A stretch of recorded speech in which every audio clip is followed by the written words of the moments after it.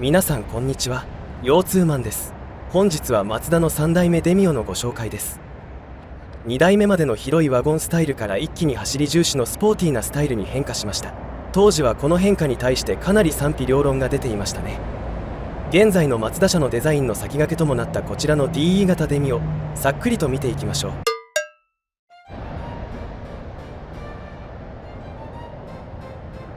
フロントマスクです。当時のアクセラやアテンザの系列ですが、ライトが縦に大きくなり、犬っぽい愛嬌のある表情となっています。サイドです。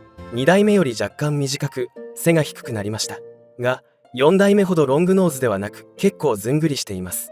テール部分が傾斜してスタイリッシュですが、荷室と頭上スペースを確保した上での削り方に見えます。タイヤは14インチです。スタンダードグレードなのでホイールキャップですが、デザインと艶消し気味の塗装がアルミっぽく見えていい感じです。リアです。ヨーロッパフォード車っぽいテールランプデザインになっていて、そこから続くバックドアのラインがスタイリッシュです。一方、天井にかけての絞り込みがそこまできつくなく、ここも広さとスタイルの両立を狙っているように見えます。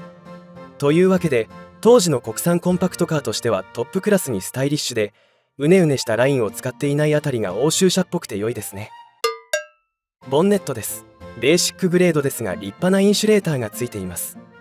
エンジンはヘッドカバーの存在感のある ZJ-VEM 型です。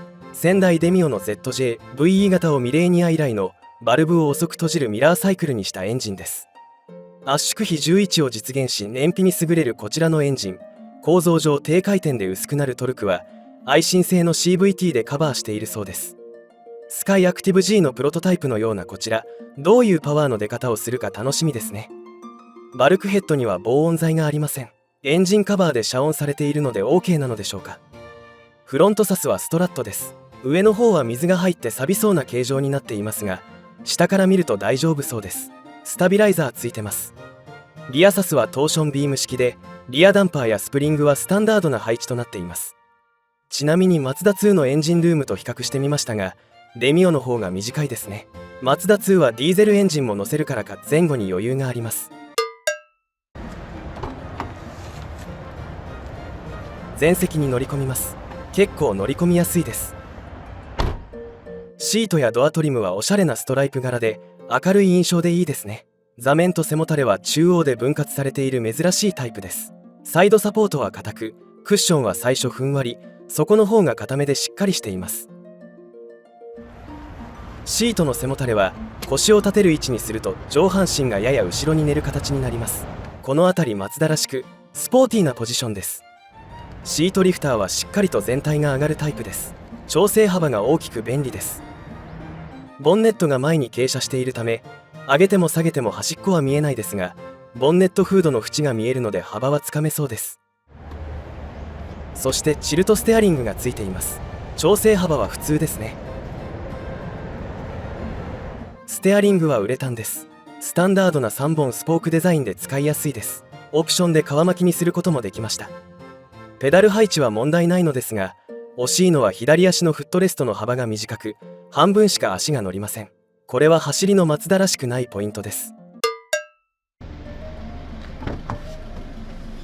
後席に乗り込みます。頭の部分が水平になっていて、意外と乗り込みやすいです。窓は8割ほど開きます。ハッチバックだとほぼ全開になる車が多いですが、こちらは控えめです。リアシートとドアトリムは前席同様ストライプ柄になっていて良い感じです。リクライニングはないですが、背もたれが大きめで大人がしっかり座ることができます。リアシートの座面の長さは47センチと長めです。足元スペースは28センチと狭め。シート高さは33センチです。座った感じだとマーチやミラージュとほぼ同じ感覚です。昔言われていたほど狭くはないですが、2代目デミオと比べると小さいですね。また外側部分のシートレールが邪魔で、足をシート下に入れにくいのが残念です。席の左右移動については、センタートンネルが低くセンターコンソールが控えめなので移動しやすいです。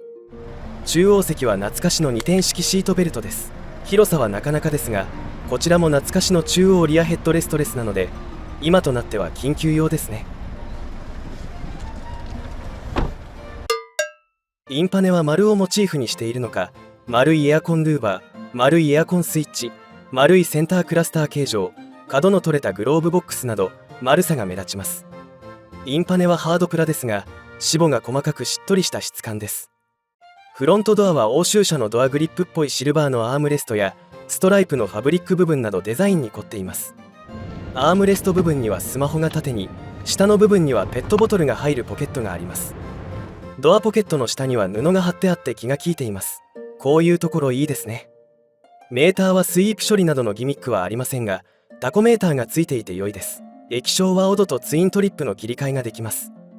メーター横にはキーが置けるサイズの小物入れがありますが、このキーは欧州車っぽいバタフライタイプで鍵穴に刺すので普段何を置くか迷います。その反対側にも小物入れがありますが、エアコンスイッチは全て丸で構成されています。さらにベーシックグレードですがオートエアコンです。さらに風向きと風量を独立してオート設定できるようになっています。エアコン下にはまたもやキーを入れるのにちょうど良いサイズの小物入れがあります。スマホを置くのはいろいろな意味で厳しそうです。センタートレイにはドリンクホルダーが1個と蓋の中にアクセサリーソケットがあり、メーカーオプションのナビをつけると反対側の蓋に AUX 端子がつきます。サイドブレーキより後ろにはトレイがあり、仕切りによってドリンクホルダーにしたり大きなトレイとして使うことができます。助手席前のトレイは底がオープンになっていてグローブボックスとつながっています。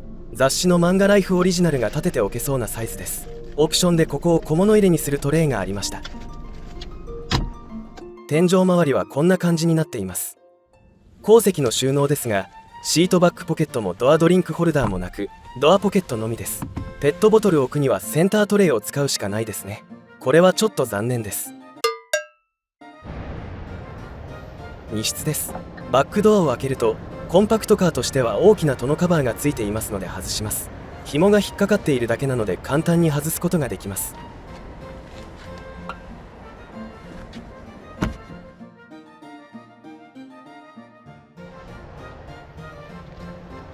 買い物かごは横には2個ギリギリ置けないかなといった感じです。一方、荷室の奥行きはあり、買い物かごの縦置きが可能です。縦置きだと2個半置けるような広さです。荷室の奥行きは63センチと広いですが、出っ張っているシートの足部分までは56センチとなっています。幅は100センチとライバル同様で、高さは88センチとライバルよりちょっと低めですが、全体的に十分なサイズです。荷室の下にはスペアタイヤが入っています。両サイドにはオンオフできるラゲッジランプと申し訳程度の隙間があります。肩口のボタンを押すとリアシートが倒れます。6対4分割になっていて便利です。倒した時のシート端までの長さは118センチ、斜めの長さは148センチと同クラスのマーチやミラージュとほぼ同サイズです。スモール、ロービーム、ハイビーム、フォグランプ、ハザード、スモール、ブレーキ、ハザード、バックランプ。一般道です。まず乗り心地ですね。ドイツ車のように路面の段差を全て拾う感じです。それを淡々と処理できれば本当にドイツ車っぽいのですが、距離が約14万キロのためか、もともとかドゥンドゥンドゥンと処理するので、荒れた道だと揺れの余韻が蓄積していってちょっと気になります。それでもマーチやミラージュより作り込んであって快適な乗り心地です。合わせてロードノイズも路面に対して1枚カーペットを敷いてあるようで、同クラスの車より1レベル静かです。一方、エンジン音は結構聞こえるというか、バルクヘッドに防音材がなかったあたり、わざと聞かせているように思います。ブレーキは6割くらいまでよく効きます。それより先は硬い壁があるような感触で、力を入れないと効かない領域になっていますが、街乗りなら問題ないと思います。踏み始めはマツダらしくなくガバッとスロットルが開きます。そろっと踏むのを意識しないとドッカン発進になりがちです。パワステはこの時代のものとしては滑らかです。同時代の軽自動車よりずっとスムーズで扱いやすいですね。狭い道です。シートは一番下にセットしていますが、ボンネットはギリギリ見えるので車幅は意外とつかみやすいです。ただ左前下が見えないので、見落とした縁石でホイールをガリッといきそうな怖さはあります。しかし似たようなスタイルのヤリスよりはずっと視界がよく乗りやすいです。最近ハマっている山坂道にやってきました。まず上りです。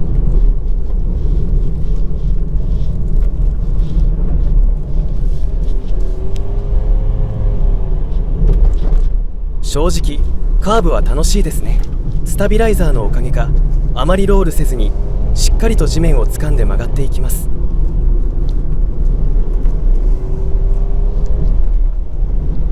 立ち上がりで踏むとパワーがついてきてくれて、エンジン音もマイクに入っていないですがシューンという独特の音を出すので高揚感があります。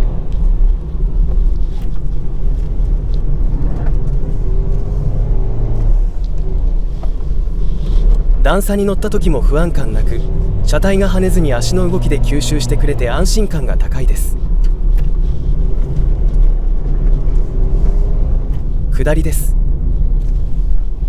カーブは上り同様楽しいです。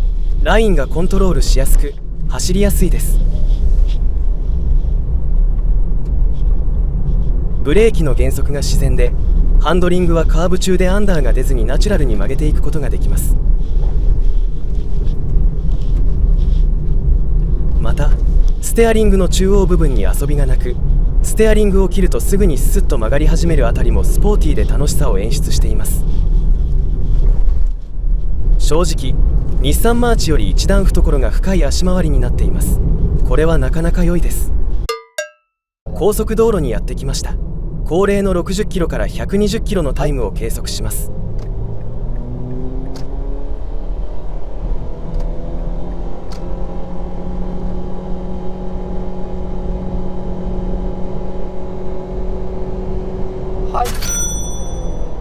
タイムは13秒830でした。K13 マーチの 1.4 秒落ちです。排気量は 150cc ほどデミオの方が大きいのですが、年式のためかマーチの副変速機付き CVT のためか差が出ました。タイムは伸び悩みましたが120キロは維持しやすいです。ロードノイズは抑えめで段差のいなし方は上手です。ただマツダ3などでもそうだったのですが、路面の段差をよく拾ってぴょこぴょこします。路面の情報を伝えるためのマツダのセッティングなのでしょうね。